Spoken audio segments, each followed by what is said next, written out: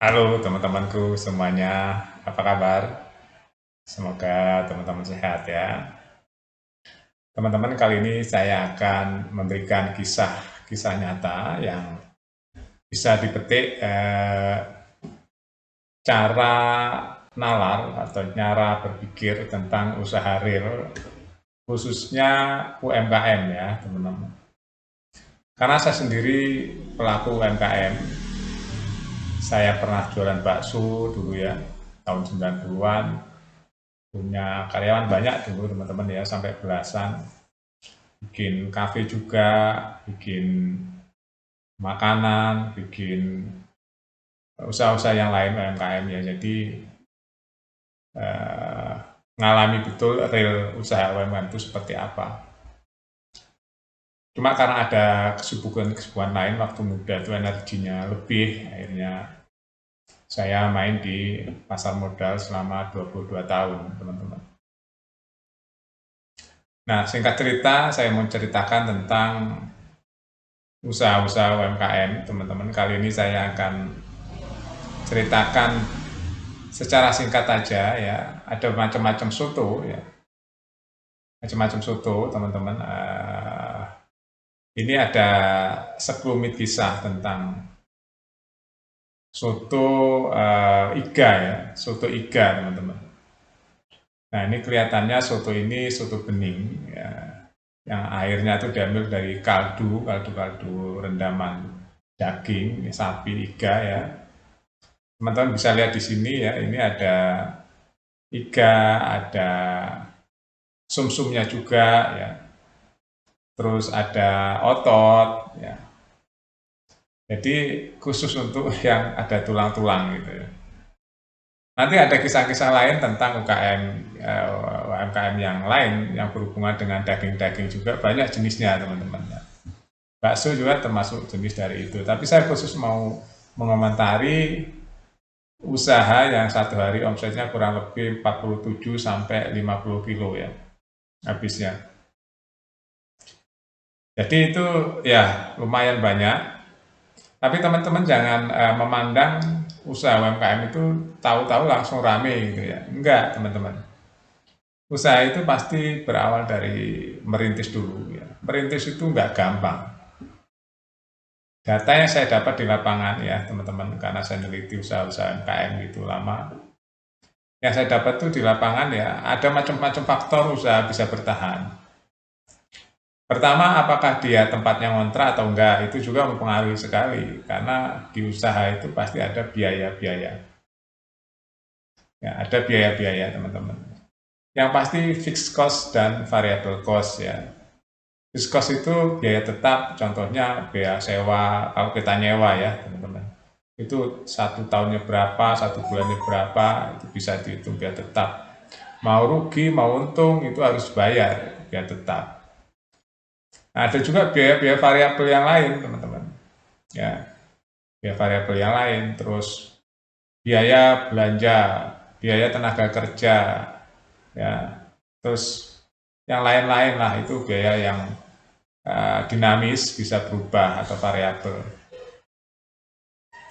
Awalnya pasti ada strategi-strategi ya, apakah dimulai dari 5 kilo dulu, 3 kilo, atau 1 kilo, ya nggak mungkin lah 1 kilo jualan ya, terus sedikit ya. 5 kilo, 10 kilo, mungkin gitu ya, awal-awal. Bahkan dimulai dari harga sesuaikan dengan tahunnya ya.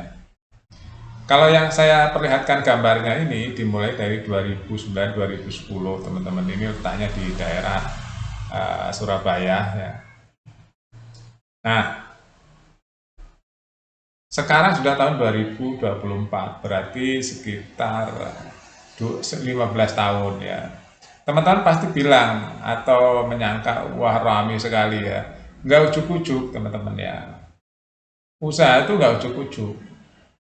Pasti ada naik dan turunnya. Bahkan kalau nggak kuat, kalau nggak tough ya, jadi pengusaha itu walaupun UMKM, usaha apapun jenisnya, itu banyak yang gulung tikar.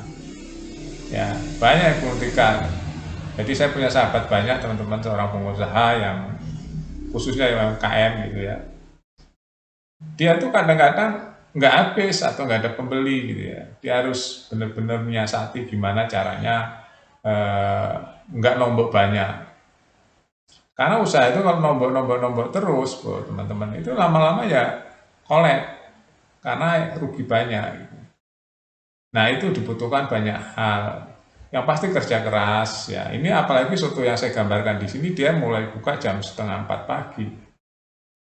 Kebayang nggak? Jam 2:30 dia sudah masak nasi. Masak dagingnya udah kemarinnya gitu. Jam 2:30 udah masak nasi, jam 3:30 udah gelar jualannya, jam 4 mulai jualan banyak yang datang.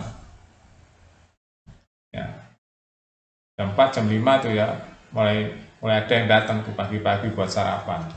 Harganya pun dulu nggak seperti sekarang, dulu lebih murah tahun 2009 jauh. Sekarang udah mulai 30 ribuan satu porsi dan termasuk nasi. Satu mangkok besar ya itu cukup ini ya, cukup sedang lah ya. Nah, di daerah saya pun banyak soto-soto terkenal, ada soto santan, soto bening ya. Omsetnya bahkan satu hari bisa berjuta-juta. Itu puluhan tahun dia ngerintisnya, bahkan ada generasi kedua, generasi ketiga gitu. Yang memulai biasanya dari kakeknya atau bapaknya gitu ya. Jadi kita memandang usaha tuh nggak langsung ujuk-ujuk, wah rame banget tuh pasti sukses. Nggak begitu, lihat dari prosesnya teman-teman ya. Dari perjuangannya, susahnya, ngerintisnya ya. Nanti yang nikmati biasanya ya keturunannya, dilanjutkan oleh anak atau keturunan pertama, kedua, biasanya seperti itu. Yang rintis kakeknya atau bapaknya atau siapapun gitu ya. Nah, biasanya seperti itu ya. Makanan-makanan yang laris dan dia bertahan ya dalam gempuran-gempuran naik turunnya ekonomi. Itu seperti itu. Nah, khusus yang soto ini dia memiliki karakter ya. Dia khusus iga, teman-teman.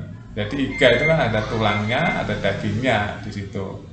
Nah, ditambahkan sum-sum juga, ditambahkan itu rudal-rudalnya sapi juga dijual di situ.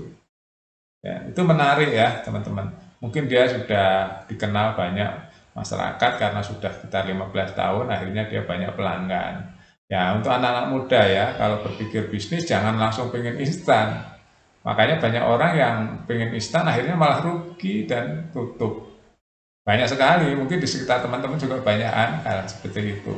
Tentang dia punya uang banyak, dapat uang banyak, atau gimana. Akhirnya dia dikirain bisnis itu gampang. Enggak, ya gampang ya enggak gitu ya. Tergantung niatnya.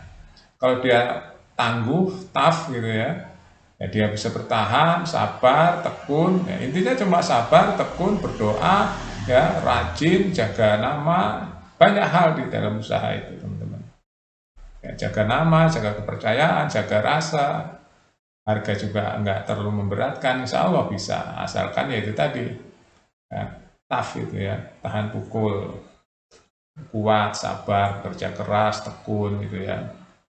Oke, itu saja teman-teman sekelumit tentang soto iga yang sangat laku di daerah Surabaya. Sampai jumpa.